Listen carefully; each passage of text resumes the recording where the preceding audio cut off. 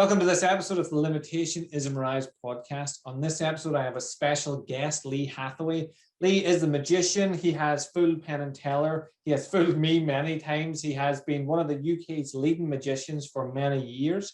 Whenever lockdown happened, I actually reached out to him because I knew I was going to have to do online magic shows, and he was one of the first people I reached out to help me to pivot online. So he knows more about magic than I will ever know. And that's what we're going to get into today. How you fool Penn and Teller, what you get up to, where you are, everything. So that's pretty much who you are as far as I know you anyway. Did I leave anything out? No, I know. One of the interesting things, I suppose, was how you and I met, because it was through our mutual friend Ian, wasn't it? Well, yes and no. I was going to bring this up. So we officially met through the Star Party, through Ian Rowland, where we both performed. Which I love, because I was telling people, I'm just going over to London to perform. A couple of people on it. One guy fooled Penn and Teller, and a few other, and they're like, "God, you're what?" And they're like, "Yeah, that's how I used you to raise my status." But well, that's what you're supposed to do at a party. Yeah, this was even before I got there. But actually, before that, well, I suppose with lockdown, you don't do it at the minute, but you had a stand in Covent Garden for many, many years. Isn't that correct? So probably my third day as a magician, I was at your stand. Oh, wow. That's amazing. Yeah. So what, you'd only done magic for 3 days? Yeah. I literally had convinced Steve, the guy I lived with, to teach me magic. He agreed. He's seen how keen I was after 3 days. We were both martial arts instructors. And he was like, I was like his first magic friend. And he was like, right, we're going to Davenport's. And then we're going Steve, who's that? Steve, who is that? You probably wouldn't know him. He didn't perform anywhere. Steve Shackleton. Okay. He was one of the trainers with me. And he actually, the first trick I ever saw in real life was he put a 50p or a 10p into a Diet Coke, can of Diet Coke, and I just my mind was blown. And it took me 3 weeks to convince him, because he was very much not a secret people don't want to learn. So we actually went to Davenport's. I bought a couple things, and then we landed to your stall. And I just remember. So I had that stall for about 8 years or so, and it belonged. There's always been a magic stall in Covent Garden. There's always been a stall, and then one time it was a gypsy type caravan, and then they made it into like a stall in Covent Garden. And then they made it into like a little hut. And there's always been a magic shop in Covent Garden since I was a kid, really. And when I was a kid, it was owned by wonderful South African lady called Marina, who used to demonstrate all the magic tricks and had all the jokes and exploding cigarettes and exploding pens and, and fart bombs and stink bombs and all like rubber chickens and all that kind of stuff. Just a proper magic shop like I love. And so I used to go and work for her occasionally at weekends and stuff. And I'm still in touch with Marina. She's still a friend of mine. She lives in Brighton now. She's got a son. I think she's like in her late 50s. She still looks amazing. She's got this sort of South African blood that just never ever seems to age. Yeah. So she still looks the same as when I knew her sort of 20, 30 years ago. So I worked for her as a youngster, and then I went away doing magic and sort of did my own thing, and went out to do a contract in Gran Canaria for a holiday resort. Excuse me. I did this contract on the holiday resort in Gran Can for about 6 months, and it didn't pay very well. And at the end of it, I was quite skint. So I thought I'll come back to London, trying to sort of build my magic career, and I worked for Marvin's Magic, which was Marvin's got, if you don't know, concessions in Harrods and Hamley selling sort of magic tricks and toys and stuff like that. So most people probably have at some point in their life had a Marvin's Magic set from Santa Claus, I imagine. Yeah, and I remember going to Hamley's when I was a kid, and Marvin's was just in its infancy, and they had some really good products as well, and still do. But Marvin's a great guy. I mean, he's a real person. People often wonder, is he a character? But he's a real person. I was on the Magic Circle Council with Marvin for about 7 years. Marvin Berglass is the son of David Berglass, and that's his magic brand. Cool. And so I came back to the UK, and I was quite skint. I mean, I'm going back now to sort of 2002, 2003. So this is like nearly 17 years ago. And it was getting close to Christmas. And I phoned up Marvin's Magic and said, I want to, I've got no money. Can I come and work for Marvin? And they said, we're really sorry. We've done all the interviews. We've done all the, we've got all our magicians lined up for the rest of the year, blah, blah, blah. There's nothing we can do. So I said, no problems. Just let Marvin, if you can, let Marvin know that Lee Hathaway called and said, can I come and be a demonstrator? And blow me if about 10 minutes later, I got a phone call saying, we've spoken to Marvin, you're the resident magician in Harrods for Christmas. Because they weren't used to having people that knew about magic, but they had actors and performers and stuff. So that was a real good opportunity. And I was skint, but it was a good opportunity because he knew that I knew what I was, I knew all those products, So even back then, I'd already established a relationship with Marvin, from going to the Magic Circle and hanging out with magicians. So I became the sort of resident magician in Harrods for that period of time. And I met a guy called Neill Henry, who's still one of my best mates, who's an amazing guy. He's now become like an Instagram influencer. He's got about 4 million followers on Instagram or something at the neillhenry.com on TikTok and stuff. And he's doing promotions for stuff in the States. But Neil was a great mate of mine, and we met working in Harrods, and we were demonstrating Marvin's magic tricks, and we were like selling the roof off them. We were selling loads of these tricks because we were really enthusiastic, and we knew the den, and we did it really well. And after about 6 months, Neill and I went, hang on a sec, why don't we, instead of working for Marvin, we're really good at this. Why don't we do it for ourselves? So Marina wanted to sell her stall in Covent Garden. She'd sort of come to the end of it. So I said we could buy Marina's stall in Covent Garden. And it's a stall, so you pay a rent every year, and but I spoke to her, and she wanted, she said, look, I've run this business for the last 10, 15 years, I was, happy to accept 25 grand for it. So Neill and I thought, well, we haven't got 25 grand. How are we going to get that? So we both went, this is honestly true. This is what we did. This is about 25 years ago. Working in Harrods, we took our paychecks and we went down to the car auction, and we bought 2 knackered cars. Right, we bought this old Ford Mondeo and this old Honda Accord for like 300 quid each, and we drove around every open air market in the country for about 2 months during summer, buying in these magic tricks because we knew the suppliers, we knew where to get them, demonstrating them at these markets and selling them. And we were sleeping in the cars. We were driving to the City Link and UPS depots in the morning to get more stock because we didn't have the money to buy more stock.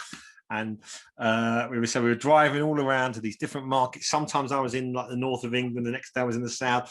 We were eating like bags of crisps and pot noodles and whatever. But we made 25 grand in 2 months. That's impressive at markets. Yeah, I mean, we nearly killed ourselves, but we never ever want to do it again.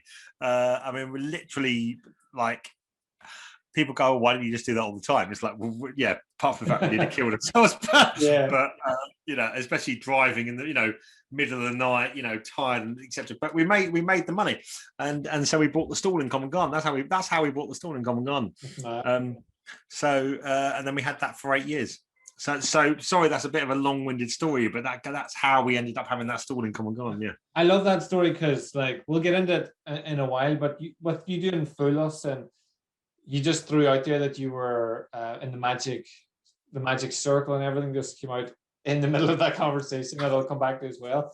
But you must have got people that say things like, "Oh, you're real lucky to get on Fool Us, and you're real lucky that you can be a paid performing magician, professional magician." But that story shows that you did what most don't when they have a dream. They have a dream and they go, 25 grand, well, that's not going to happen. We'll just go home. Whereas you were like, well, we could drive the country, work in markets for the next.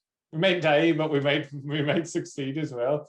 So I'd never want to repeat it. I mean, it seems like a sort of, it seems like a kind of obvious thing to do. It's like, wow, if you can make 25 grand in 2 months, do it, But I mean, I'm not kidding you. We nearly killed ourselves doing it. It was like the most unbelievable intent, and there was just a sort of fire in our bellies and buzz to just go and do it. It was like running a marathon. It's like, fuck it, we're gonna. Sorry, I don't know if I'm allowed to swear on here. Work away. Beat that out. Excuse me. But literally, we bought these 2 old knackered cars and we just drove around to every open air market and we just demonstrated our asses off until we had the money. And I'd be phoning Neill every night. Sitting in a knackered Ford Mondeo, eating like crisps from the pound shop, and stuff, because we had to save as much money as possible. How have you done? Oh, I've done 400 quid today. I've done 600 quid today. Great. Let's phone Bristol Novelty tomorrow. Let's order another 10, 100 dynamics and stuff. And we just, I mean, it's a crazy way to raise money, but we raised an incredible amount of money doing it. Yeah. But you couldn't do it forever. You'd literally just burn out. The fact that you had an end goal in mind as well would have helped. Like, is everything you earned, you knew, even though we knew, but that's what we wanted to do, was buy the stall in Covent Garden, and we managed it. And I think when we went to Marina, we were about 5 grand short. So, but she let us pay the rest of that off over like the next 12 months. So, cool. And she knew how much work we'd done to sort of try and get that, But I'd never do it. I mean, I just can't imagine doing that again. It was the one funny thing about that. So and I'll move on to the Fool Us thing in a second. One funny thing about that was my mum and dad's car just went wrong. They bought a Skoda Jago or whatever it's called about 6 years ago, a brand new one, and they've had nothing but trouble with it for the last 6 years, and it's gone wrong so many times. And that Honda that we bought Neill, we paid 150 quid for at an auction, right? And it never went wrong. It didn't go wrong for about 3 years. It passed 3 MOTs, and then eventually it got pounded at Park Lane Pound because Neill parked it in the wrong place. And Neill and I just went, "You can have it. We've had 3 years out of it. You can have it." Brilliant. Imagine just how much you must have came on as a performer whenever you had to every day just suck it up and get out to people. Like, I know from my own experience, whenever you go to perform somewhere where people aren't expecting magic, it can go one or two ways. Like, you can just have people going, "What is happening here? Why is there magicians?" Or they can love it, but you really develop a skill of dealing with people and the punters around you and everything. So do you think overall that would have helped you get to the level that you're at as a magician now? Are you asking about if you enter an environment where people don't know there's going to be magic happening? I'm just thinking in general, because I know I've went and worked comedy clubs, and I've worked nightclubs, and I've worked festivals, and it can go one or two ways. When you end up with a group of people that aren't expecting magic, they can just have no interest and take the hand out of you, or they can get involved, but you have to develop very fast as a performer to like. So I've got a few examples of that. I mean, nowadays I'm fortunate in the sense that if I go and do a gig, then people know if you're there, you've clearly been booked to be there, because otherwise, why would you be there? So you get the luxury of that sort of instant status in the sense of, and even if they don't know there's going to be a magician there, it's like, if you're at a wedding and you go, "Oh, hi guys, Dave and Sheila have asked me to come, Mike and Sarah have asked me to come and entertain everybody." It's kind of, you've got a status there already. And also people are in a kind of unfamiliar environment. Most people, how many weddings do most people go to or the black tie events or anything? If you're not a performer magician, how many events, bar mitzvahs, weddings do you attend? Very few, so you have that kind of upper hand in that sense of the fact you're supposed to be there. Going back a bit further from that, I used to work in restaurants or, in nightclubs and that sort of stuff. And then there's more, you've got much more of a challenge because, where you're coming from with that question was like, how do you introduce yourself as a magician? It's like people don't. necessarily know that you're going to do that. Yeah. I relate it to restaurants a bit because that's where I grew up doing a lot of it, sort of learning to do magic. One of the things I used to do in restaurants was go up to tables and say, "Hey guys, it's magic night. Do you know it's magic night tonight?" Right? And that was always a really good introduction question, because if you ask people, "Do you know it's magic night tonight?" they're now intruding on your space. You're not intruding on theirs. So it's like, oh shit, I didn't know, but it's like that they've, it's not you've come along as the magician and you're intruding on them coming out to the restaurant. They've come into your space. So that was a really good opening question, and it wasn't said in an aggressive way, but it was said, "Hey guys, it's magic night tonight," we didn't know, blah blah blah. But so I don't know, because I don't know really, Liam, because it's been a while since I've had that problem of approaching people in terms of they don't know there's magic going to happen, because most of the jobs I do nowadays are private gigs, and I just sort of expect it. And also, I remember talking to Adam Bloom, the comedian, who's a great friend of mine, and Adam made a wonderful point, and we chatted about it for quite a while. Was like that the way that you come, he was talking about coming on stage at the Comedy Store, and you've got this sort of audience of, like vultures ready to jump on you and heckle you and stuff.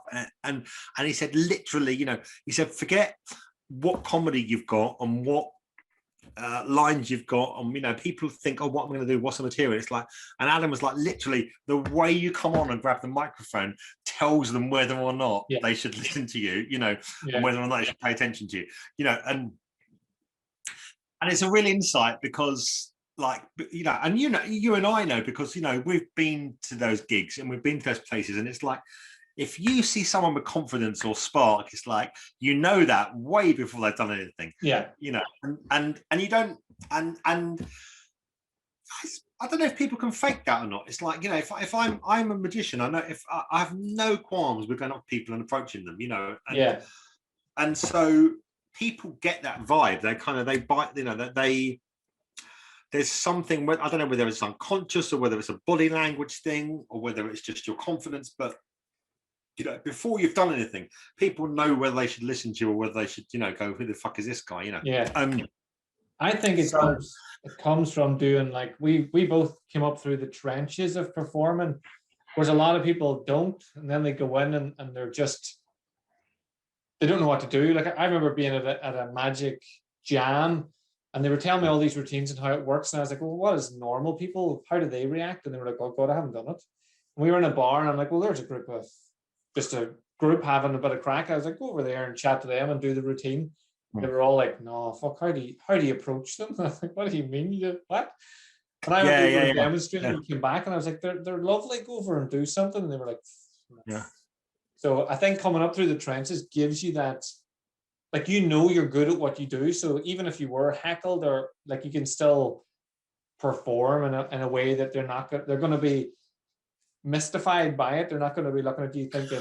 I don't think people I mean sometimes you get really drunk people and stuff that want to heckle you and have a go and stuff, and sometimes you get people that want to heckle you a bit, and actually they can be quite a laugh. It's like a bit of, when you've done the job for so many years, it's like, someone with a bit of banter is quite handy, actually, because you can bounce off those people. It's like, it's whether they take it too far, do you know what I mean? But actually, I grew up, most of my learning to perform close up was in places like Jongleurs Comedy Club and rowdy restaurants. So I don't mind a bit of banter with people. In fact, it's something I can, have a bit of a laugh with them. And actually, some of the best performances I've had are when you've got someone that's interacting with you. It's much better than having a dead audience. So. And they know, like, if they give you a bit of jip, it's like, but they know I'm a professional. I've done this for years, man. You're not going to win this, but it's like, that's so those people can be quite useful sometimes to you. Don't. I like that. I think it's the bad thing. The seasoned professionals' lack of fear of the audience. Yeah, absolutely. Yeah. And also, and if someone. Once you've when you've done that job for that long. It's like, sometimes if you come across someone that's actually a real dick, a rug job, they expose themselves as it.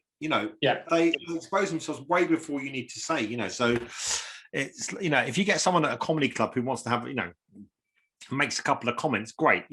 If they've been a total knob, you're starting to look around going, where's the security? They need to be chucked out now. Do you know what I mean? So I used to subtly remind them that I have 20 years of martial arts experience before I was a magician. Unfortunately, I don't have 20 years of martial arts experience, but from now on, I'll be saying my mate Liam.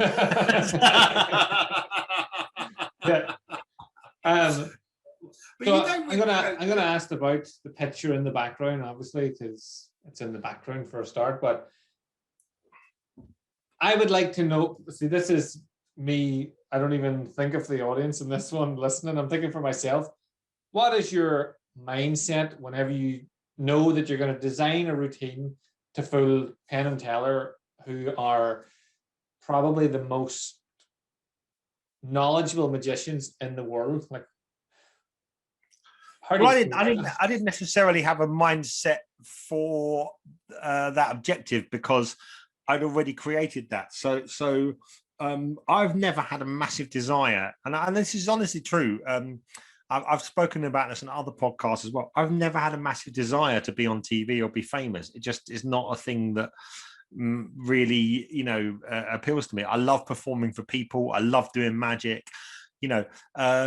I don't mind being known, in rooms and stuff. I'm not an introvert. The idea, being famous and being on telly is just not a big thing for me. It just doesn't do anything for me, and I can see all the disadvantages of it. And so it's never been something I've chased after. And I never really wanted to go on telly, there was, I know plenty of magicians who've chased after doing TV gigs and stuff, and it's just, I'd rather go out into a room and perform for real people. I mean, and a testament to that. Sorry to divert from your question slightly, but I will get back to it. But is over this lockdown, a lot of my friends have done Zoom shows and stuff like that, and I looked into doing Zoom shows and I did a few, and I just don't enjoy them. I just don't enjoy doing it as a concept. Right? I don't want to be on Zoom performing with people. I want to be in a real party in a real situation performing for real people. That's what I love and that's what I enjoy, and I've created my life around being able to do that rather than having to pander to the fact that I need some cash, so I've got to do a Zoom show and stuff. I don't want to. I'm not going to do it. So when and the reason I say that is because when this show came along, the criteria was, and I'd never been interested in doing telly before, but the criteria was, have you got a trick that will fool Penn and Teller? And about 10 years before, I created an effect, which I created for competitions. But the fundamental thing about it was I knew it would fool magicians because it had never been done before, and it was a completely alien concept to any other method of magic that had been done before. And as well, you'll know, anyone knows me, I do know magic. That's the one. That's the subject. I've read hundreds, thousands of books on it. If I meet even the greatest card magicians in the world, I might not know exactly what they're doing, but I have a fairly good idea of where they're coming from, right? And I mean, there's a few exceptions to that rule, but generally speaking, I can talk about card stuff and I can talk about close-up magic, and I really know my shit there, so and on that basis, it was like I created something. I went, magicians aren't going to know how this is done because this is just so beyond that. And I never did anything with it for about 10 years because it was shells and it was going to cost about $3,000 to make, and it was, it wasn't worth it unless it was a competition. But it was one of those ideas that was sort of put on the back burner in case, one day there might be a reason to use that, And then I was at the Magic Circle and this thing came up in the article. It's like, oh, Penn and Teller have got this new series, Fool Us. Can you do a trick that will fool us? And I phoned up the production company. And as it happened, a friend of mine, Angelo, was working on the production team, and I knew a couple of people there. And I said, I've got a trick that will really, genuinely fool them. I know this will fool them because it's never been done before. And I made a really crude version of it. And I went along to the studio at Hammersmith and I showed showed the production team, and they had Penn and Teller had their advisor in, who was Johnny Thompson, and I don't know if you're familiar with Johnny Thompson, but Johnny's like, I mean, sadly passed away now, but was a magic legend. This little old man, you know, performed in Vegas, knew everything about magic, absolute legend of magic, like magic royalty, you know.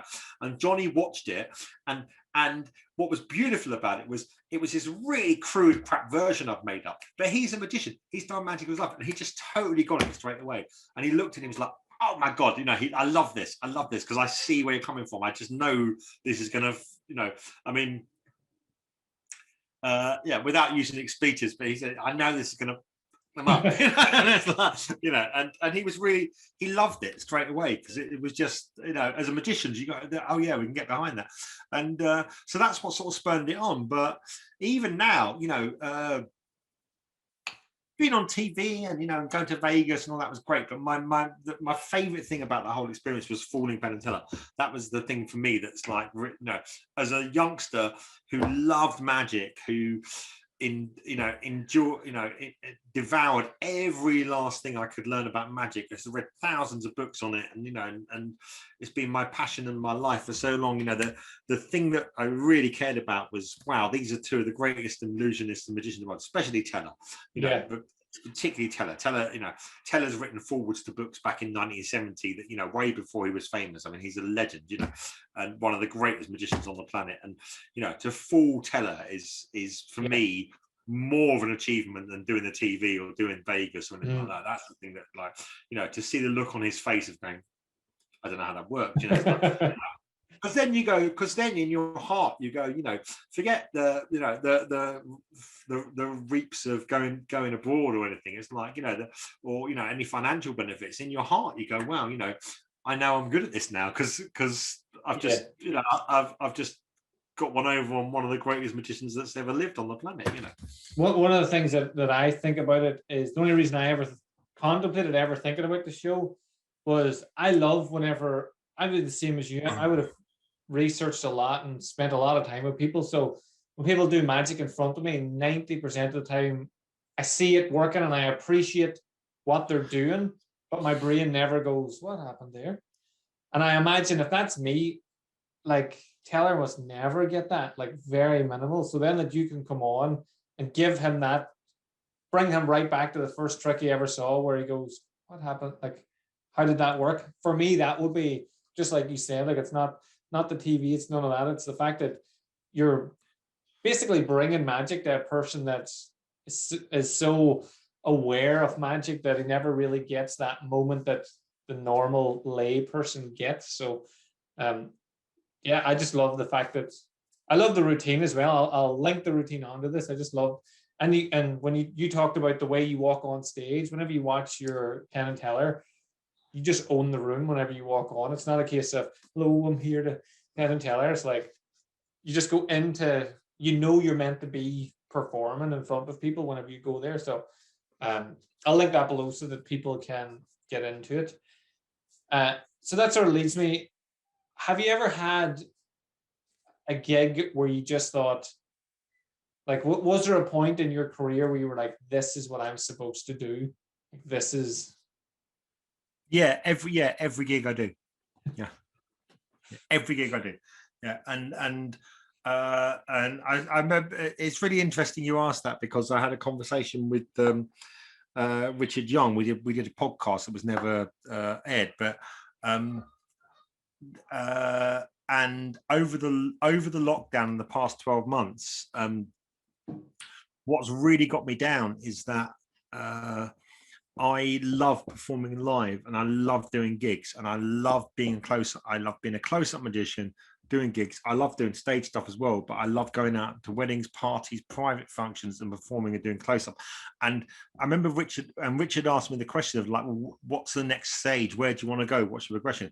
And for me, there isn't. That's the to be able to go out and get, you know, 600-700 quid a gig, and it's not the money at all, it's the fact that I can make a living doing that. It was entire when I got to that stage of being able to do that, that for me is like, it was absolutely perfect, right? I don't need to progress beyond that. That to me is top of my game. I don't want to be on TV. I don't want to make it to Vegas. I was so happy to always be doing gigs and stuff. And that's what's been depressing over the last year, is not being able to do that, because I absolutely love doing gigs and going out and performing live for people, and earning the money I do, and I don't need to do anything else beyond that.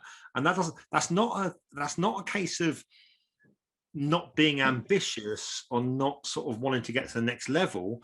It's entire, because that's not me as a person at all. It's entirely the fact that's exactly where I want to be. I love doing that, and why would I want to sort of sack that in to try and get to an upper level, which I might not love. I absolutely love doing gigs, and I don't want to be anywhere else in that sense. That's entirely where, and hopefully it will come back, because of course over the last 12 months that's been lost entirely. One of the things I love talking about all this stuff is that you can see the passion and the love and the drive to do it.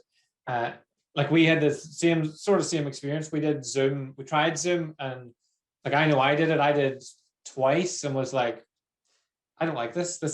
And people were saying to me, but you know what, Liam, sorry to interrupt you for a second, but just to pick up on what you were saying, because it's important. It's like, do you know what? I went through life like as a teenager and stuff, and I struggled because, for many reasons. I was a very smart kid at school, then I then I went to secondary school, wasn't so good, and I became disruptive. And then, I struggled sort of in my late teens because I was gay, and that sort of caused me problems, and then I came out in my early 20s, and and I sort of went from job to job, and it wasn't until I got to sort of like my late 20s, and I had a couple of shitty things happen and blah blah. But when I started doing magic professionally, and when I started doing gigs, and when I did the Penn and Teller thing, and I went to gigs, I was like, for the first time, literally. For the first time in my life, I was like, this is me. I really felt like, I was sort of late 20s, early 30s, and I was like, I went to a gig and I smashed it out of the park, and I walked, many times, and I was like, this is me. This is exactly who I'm supposed to be, and there's a real honesty to that, and there's a realness to it. Do you know what I mean? Yeah. And I loved that, and that for me is so important. And regardless of any financial reward, it's like I knew then it was like, this is who I'm supposed to be. Do you know what I mean? And I'm not lying to anybody. I'm not hiding anything. I'm doing what I want to do, And so, I guess that's why I kind of hold on to that in a sense. You know what I mean? It's like I don't want to be on TV. I don't want to go and do X, Y, and Z. It's like when I did that, I was like, this is me. That's exactly how I'm supposed to be, and I love it. And everything about it is right. And so that's kind of why I don't, I wouldn't say I'm not an ambitious person. I don't, I'm not good at setting goals and wanting to achieve stuff, but I knew then that this is exactly who I'm supposed to be. And this is what I'm supposed to do. I'm really good at going and doing gigs and doing close-up magic, and so that's what I want to do, Yeah, but even with the goal setting and stuff, you are ambitious and goal setting in what you do in your area of expertise. So it's not like you're just doing the same routines you've been doing for 30 years without trying to improve movements, pattern, improve routines, improve your interaction with people. So I think you're lucky in a sense. I know there's going to be people listening that they've never had that moment of, this is what I do. Like for me, it was when I went on stage and I was doing a talk about anxiety, and I could see the people like really getting it and going, God, if I do them things, I'll help. And I remember just coming off the stage going, that's where I'm meant to be on that the whole time. That's like talking to people and helping improve them. But most people don't get that experience in life. And I think it's down to the fact that they don't try enough. When I told people I was going to be a magician, they were like, right, seriously, what are you doing? I'm like, No, I'm going to be.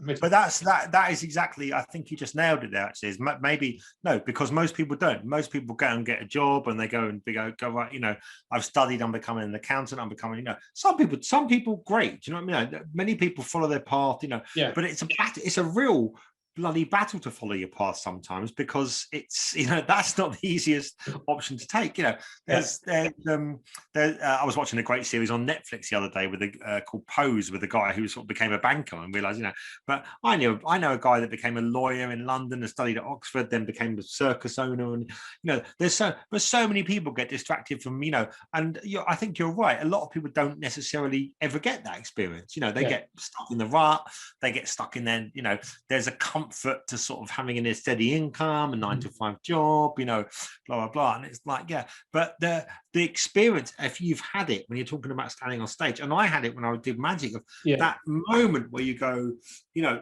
forget the money, forget the financial reward, the moment when you go, this is exactly what I'm supposed to do, this is me, you know, is revelatory, you know, and it's a spiritual experience, isn't it? It's like you walk out and go, wow, that's what I'm supposed to do. That's why, you know, and it's life affirming in a sense, because you go, this is what, you know, this is what I'm really good at, and this is what I can do. Yeah, you know, and it's I think that a bit of advice, if anyone's listening to or watching this podcast who's worrying about not following, you know, their destiny in a sense, is that go out and seek that, because that's really worth having, you know. Is knowing what you're really good at. That moment is worth the 10 or 15 years of hell you put yourself through. Absolutely.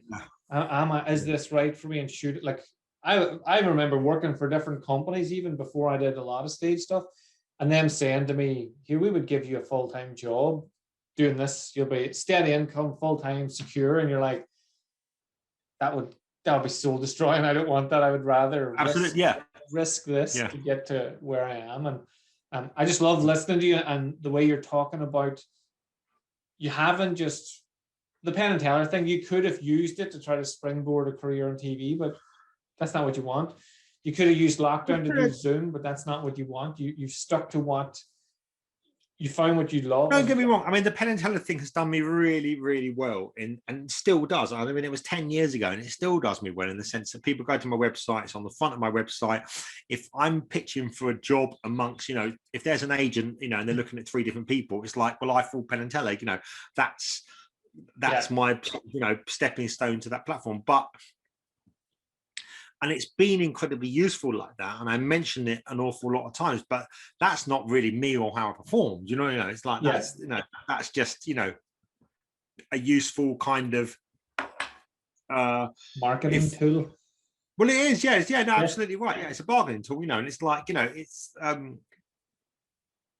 you know, I often look at, it's funny now because I look at singers and bands that have had like a one-hit wonder, you know, and I'm like, oh wow, they're really well known for that, but I bet they're much better than that. They've done so much other shit since that, but that's the thing they're known for, you know. And but I'm not doing that show was absolutely brilliant for me. And it's kind of like, it's instant status, you know. It's like if you're pitching for a job with agents, it's like this guy for Penn, like instant status, you know, before you've had to spend anything else, you know, whether or not, regardless of the fact that someone might be better than you and I might be, you know, shit, but you know, or vice versa. But it's like, you know, that kind of thing gives you instant status, you know. And so those things are worth doing, you know. I've had, you know, discussion lately about, you know, Britain's Got Talent, you know, and I know I've got lots of my friends as performers and like, you know, look down on it and frown upon BTT, but it's like, you know what, in this environment, in this world, it's like, get yourself 5 minutes on BTT, boom, you know, that's all you need, you know. It's like bookers, people that don't know you, people that go on your website, you know, it's like, oh wow, he's done that, you know, people buy into that, you know. Yeah. I have one of those. I opened for Paul Daniels whenever he was last in Ireland. So, oh wow, I used it for everything. People like, I would say things like on the phone, like, well, I could do the sort of stuff I did when I opened for Paul Daniels the last time he was in Ireland. Like, did you meet him? Oh yeah, you know, when Paul Daniels I opened for, like, and I would use it for, and that got me like a lot of stuff, and people would say, you talk about that a lot. I'm like, yeah, because in the environment that I'm in, Yeah, drop it in. Yeah, why not? Yeah. Same as Hey, Ninja mate, Warrior. listen. Yeah, do you know what? When you speak to Americans and how they self-promote themselves, it's like we're humbling. Yeah. We're humbling comparison. I mean, massively humble. That's why I did so many random things, like even like the Ninja Warrior thing. I was injured. I knew I was never going to complete it, but I knew when I said to companies, I've done a lot of mindset stuff. Like when I was on Ninja Warrior, I helped some of the other contestants. One of them actually got to the final. They're like, "You were on Ninja." They don't care about everything else. They're just you were on Ninja Warrior. Yeah. And then they pull you back. So yeah. I produced I did a series of magic sets with really useful games back in 1993, 94. Put them together and created them, and they sold about 500,000 sets around the world. And I just sort of forgot about it. Like it was like, I made a few grand out of it and stuff, but I forgot about it. And then Richard Young came on the Magic Circle forum the other day and went, does anyone know who created these magic sets in the 90s? Because they were great. And I said, that was me. But the reason I mentioned it was like, he was like, geez, I can't believe you haven't mentioned that or made a big deal out of it, or, because that's quite an impressive achievement. And I just thought that's just something I did, in the past and that. But and I've had no reason to bring it up, other than on this podcast. Ever since that conversation, all the time. You should have had one with you. Now all the time. I'm bringing it up now, by the way. Yeah. I did with a book. Like I wrote a book and I have it behind me all the time. And every so often I'll have a reason. A lot of the time it's organic, like now, but sometimes I'll just reach for my water and I wrote a book. Just so. And you had a bit of help from our friend Ian. Ian, well, a bit more than a bit of help. It wouldn't exist without him at all. He's amazing, isn't he? He's amazing. Yeah. He's doing a thing this week, I think, as well. Some big invention or something like that. He's at. Shout out to Ian, I mean, I'm sure you've already talked about him many times. I've had him on as well. I've had him on. I talk about him all the time because, amazing person. Amazing person. He's done so much stuff for me. I'm just thinking the Harrods thing. I think I had Marika on. I think she was a resident singer in Harrods. I think I've got two. Remember Marika Rauschev? She was at the Star Party. Oh, Marika, Marika, yeah. She was a resident singer in Harrods, was she? Thanks. Is there another big store like Harrods or beside it? Well, you've got Selfridges, Harrods, Harvey Nichols, but I mean, Harrods is the. I think it was Harrods. I think I must look back, but I think. I mean, I can imagine her being a resident singer in Harrods. It sounds about right. Yeah. I didn't know that. But have you had Marika on? Yeah. So Marika was. I mean, wow, she's incredible, isn't she? I mean, just amazing. Yeah. I went. That's who taught me vocal coaching, because being from Oma, we don't really move our jaw. We only have half a here. And I used to gig and people would go, what? And then I was like, I need to work this out. So oh my God, the voice on her is just incredible. Yeah. I remember at the Star Party, that was another thing at the Star Party. When I was going over there, I was just bigging up everybody. I was like, big up myself through everybody else. Like, oh, there's an international vocal coach singing as well. Yeah, I only was on the stage literally 2 minutes. Ian was like, can you bring a chopstick and break a chopstick? And I'm like, he's like, yeah. He said to me, I'll film everything else. The highlight of the evening, that. I just started and did that. I know we're taking up a lot of your time, so I'm going to round up. Have you anything? I love your branding, though. I think that's a really important thing.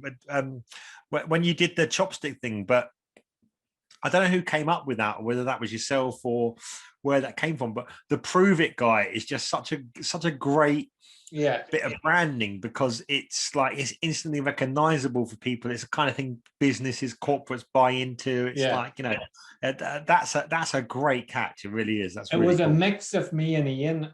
He had sat me down. He was like, what is it that you do? And I was like, I do all this mental shit, but my whole point is that everybody can do it. And if they give me a chance, I'll prove it to them that they can do it. I'll teach them how to do it. And he was like, so you're the Prove It guy?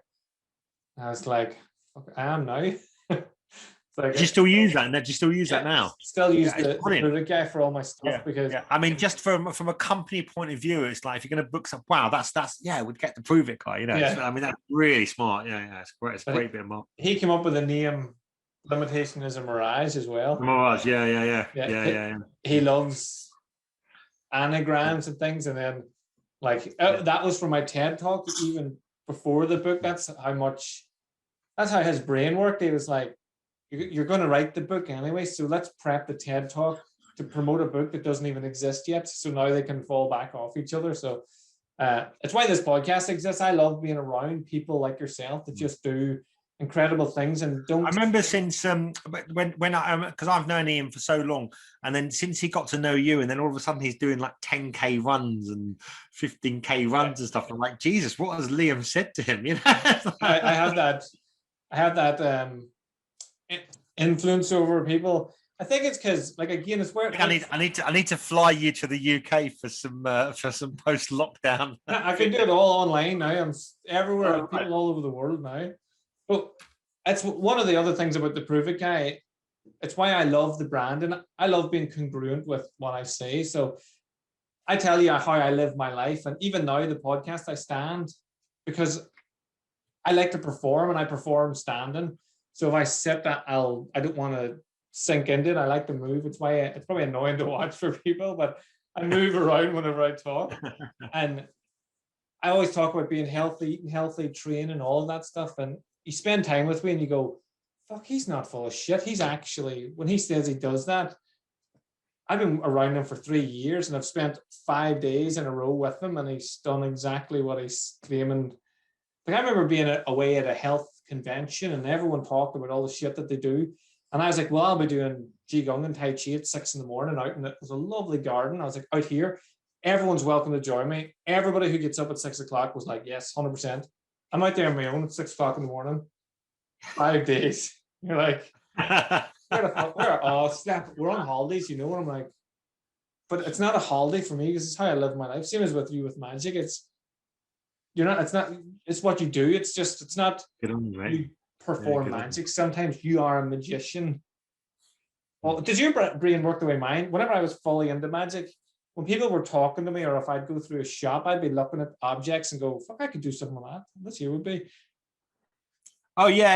I mean, we talk about funny enough, I was talking to a great magician called Tom Elderfield the other day, and we were saying, like, I mean, there's some shops you go into and they're just like Aladdin's cave of stuff you could do with magic, you know. And Tom gave me a really good tip, actually. I've never heard before, but he said like if he ever sees something that he thinks he might be able to do a magic trick with, he buys 20 of them. You know, I mean, like, we're talking about like pound shops and cheap stores, you know, but like he'll just buy like, you know, 10 or 20 of them and take them home and just put them in a pile, and then they're there, and every day you've got to come up with silly ideas with them. And I think that's a great idea, you know, because I walk about like those kind of, you know, those sort of junky kind of hardware stores and stuff. There's so much cool stuff in there you can see and do magic with. And but that's a great idea. Is just buy half a dozen and just sit them on a table, you know, and just like, play with them, come up with magic ideas. That was one of the things I really loved about getting into magic, was you see the world in a magical way, as cheesy as it sounds, but everything has potential. And then when I started getting into mentalism stuff, I listened. It made me a much better therapist whenever I get into the hypnotherapy work, because I listened to so much that people said so I could use it back. Like, I would hear them say, oh, we left Karen with the kids. So then I'd be doing a routine and I'd be like, why are you thinking of someone called Karen? And then it like blows their mind that you just named. I've often tried to think about what it is I love about magic so much, because I love magic since I was a kid and I still do. And I think when you love something that much and it's your passion and it's your living and it's your life, you kind of you should take a step back and go, why do I love it so much? You know, what is it about it? And certainly one of the elements overridingly that you just alluded to there is the fact that I think it, unlike many other art forms or creative things, it's like magic lends itself to so many different skills and attributes that you have to have.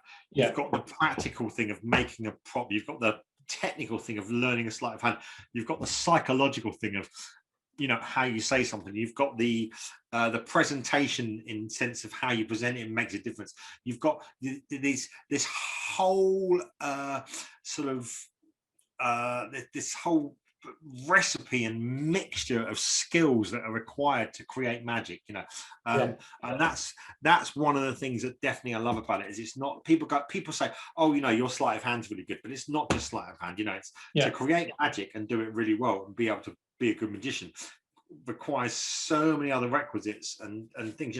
If you're, and I'm not in any way wanting to diminish, the greatness of, some pianists or, musicians, but it's like, or jugglers or whatever it is. But if your skill is, I'm a pianist, then it's how you play, it's how you play the piano. That's it. It's whether can you play the piano well? That's it, done and dusted. But with magic, it's like it encapsulates so many skills: psychology, presentation, the gimmicks, the sleight of hand, the body language. There's so many things that magic captures as an art form, which makes it really interesting to me. I have to know and learn about all of those things. Yeah, because you're trying to create something ethereal. Yeah, I remember reading books and thinking, I would never in my life have thought of studying linguistics. Like I wouldn't even have known what linguistics was before I got into magic. Or like you meet people like Ian, and Ian says to you, read this book, and you're like, what the fuck's this got to do with magic? And then you read it, and your wee magic brain's going, oh, I see how this all interconnects and intertwines. So why it connects, absolutely, 100%. Yeah, I mean, look, for example, I was chatting to some magicians the other day, which have been about doing the water into wine trick, and I've got a book behind me, Chemical Magic, that talks about how you mix iodine solution with, with this, that, and the other. And it's like, wow, now I'm doing chemistry. I'm not a chemist, but now I understand how chemical reactions work, and stuff like that, because I've learned about magic, and so that's really what I love about it, is the fact that there's so many other elements that combine to and when you talk about, now I understand it better because I've done magic for 20 years, and it's like, what are you trying to create? Is you're trying to create a viewpoint of someone's mind that actually is magic, is not, oh, that's how a trick's done, that's how a trick's done. And to do that, you come at them from all angles, and you come at them, and you have all those elements. It's like the presentation, the style, the way in which you're standing, the way in which it's done, and all of those little elements of knowledge come together to create something that's magic, and that's what I love about it, is that you have to know about so many other aspects: acting, performance, I mean, I could go on the list, as you mentioned a couple you just now yourself, but that's the thing, is that it's like, and that's what magic borrows from all the time, and it is kind of all these other great skills to create something that looks impossible.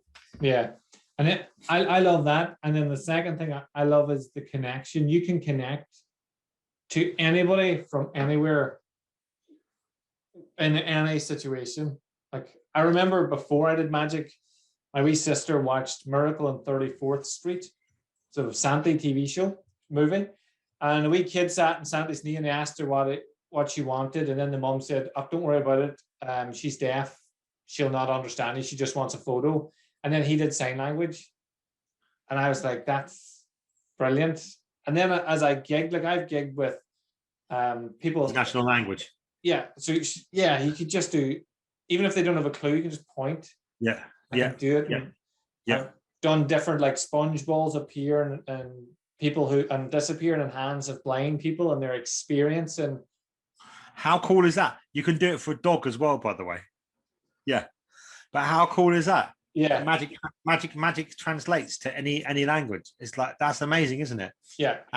And people's reaction, people feel this, and you create that same emotion. That's amazing. It is one of the best things I ever got into in my life, I think. When I've been traveling and gone and met people who don't speak my language at all, it's like, that's an international language that you can do magic and you can make stuff. People used to say to me all the time, do you take a deck of cards with you everywhere? And I'm like, if only you knew what I was carrying. But I'm like, yeah, at least a deck.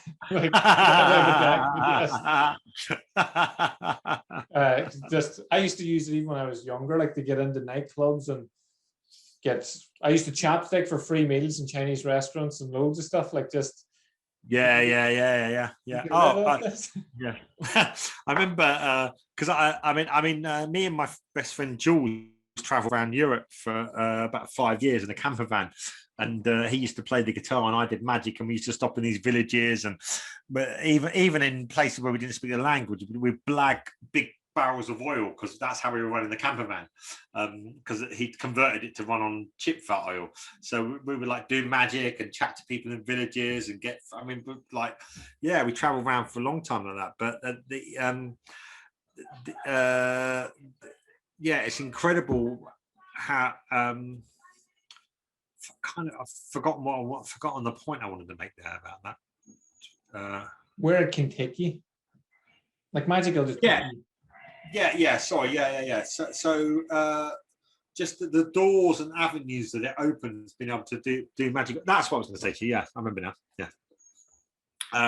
So the doors and avenues that opens, just being able to perform and do something like that is incredible. And people's attitude changes. It's like even the most stern-faced arsehole people, remember a bouncer in New York who I'm now actually really good friends with on Facebook, because wouldn't let me into the club at all, and was just having none of it. And I showed him a couple of magic tricks, and now we're good mates on Facebook 7 years later, right?